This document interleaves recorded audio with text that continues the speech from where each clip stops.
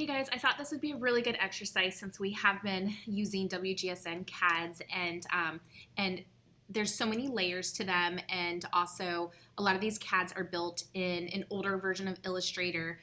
So when you open them in the newer version, kind of weird funky things happens that break up the layers. Like for example, if someone drew an object that has a stroke and a fill color, sometimes when it's created in an older version to open in a new one, it separates that one object into two objects. So it takes it from not just one object of having, a red fill with a black stroke, but instead it changes it to for example, one object with just a red fill and then a separate one with a black stroke, no fill. So that's kind of confusing, and that does happen a lot on these pant CADs and whatnot. So I want to just kind of break it down and make it really simple and see if you guys can get more familiar with what's happening. So we have a red circle here, and the object is to, make it just be one object. I mean, this is a circle. It really just it could have a red fill and a black outline. But when I look at my layers, for some reason, it's three separate layers. Okay, so it's all grouped together. So this also can be part of the frustration, I think, for students, is that when they click it, it's all grouped together, and there's like question marks in the stroke and color fill, but it's because it's grouped. So you could go object ungroup to ungroup it, but what's better to do is just double click, click, and then temporarily will ungroup it so you can see it here, how there are three objects. I'm going to hit Command Z, Command Z. You can also select it. I'm going to double click to get out of the grouping. Click. You can also even select it here on the layers. It's this little blue button here. If you click it, now just that one layer is selected. And I missed it because I clicked the artboard. Let me try it again. There you go. So that is another way to, it's not a very common way. Probably the most common way to select something in a group is just to double click it. Okay, so with WGSN, again, because these designers have made these CADs years ago on older versions of Illustrator, when they are resaved, they separate them.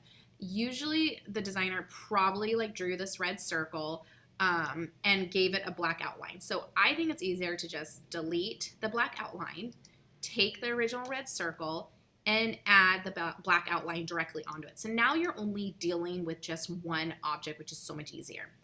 Also, what WGSN likes to do, when the designers are completely done, finished with their CAD, they like to add a thick solid line around it. Can you see that even on these pair of pants over here to the right, how there's a thick solid line just around the edge. It goes around this little belt loop, comes along the waist, goes up over the belt loop, right? So just when they're very, very done, they take everything and they use the Pathfinder tool to kind of mesh it all together just to make that line. If you are trying to redesign and change CADs, you don't need that black outline. In fact, it's best to find it, select it, and delete it because you don't need it. That way you can make all your changes. If you like the black outline and how it looks, you can add it back when you are done making all your changes. But now this object is so much easier to deal with. It's just one object that has a black stroke, a red fill, and that's it. So if I needed to now redesign it, I'll hit my selection tools. I can now change it.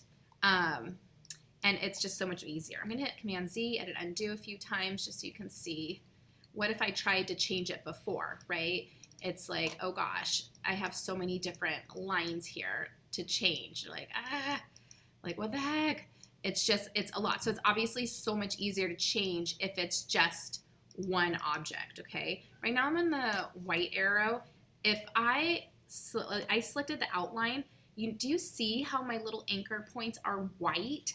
That means they're not really selected. Just that one line is selected. So if I click delete, I delete that one line that was selected, but then everything else in that object is no longer white little boxes, they're blue. So it automatically selected the whole entire rest of the object. So if I hit delete one more time, the whole thing deletes too. That's something else that's really good to get familiar with. You could either grab the black arrow to select it, but again, if you're working in groups, sometimes it's tricky. If you do get the white arrow to delete something, Just remember, it's only going to delete just that one part you selected, but if you hit delete one more time, then it will select the whole thing.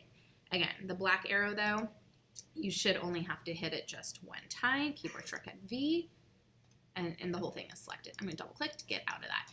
So, okay.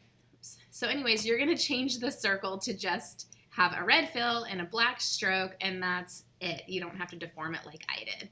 And then once you think you understand the concept of what happened there, you're going to go and fix this pant CAD. So you're going to go find that outline black stroke, which I think I have it because I can see how the way it's selected. It's over those belt loops. And I'm going to hit delete twice. And then I'm going to find this gray thing. Yeah. So here we go.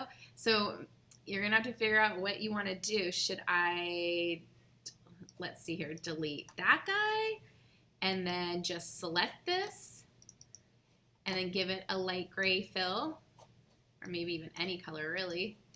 And then same thing with all of these little buggers. You know, maybe I just delete you.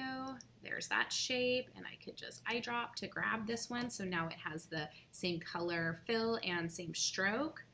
Now again, if I just select this and copy it, it's actually not that great because now I still have two of them. Oopsies. Let me grab I still have two shapes, which is going to be annoying for when you go try to redesign it. So I just want to make sure all of you guys can like clean up these CADs so that in the end you're just working with you know, one shape. It's annoying to have all these duplicate shapes on top of each other. I mean, WGSN CADs, they are beautiful, they're well drawn, but again, because of just all these different, you know, updates of Illustrator, they end up being kind of funky CADs to really change and work with. And so I've seen students be kind of get lost in it. So I thought this little exercise might be useful. Reach out if you guys have questions.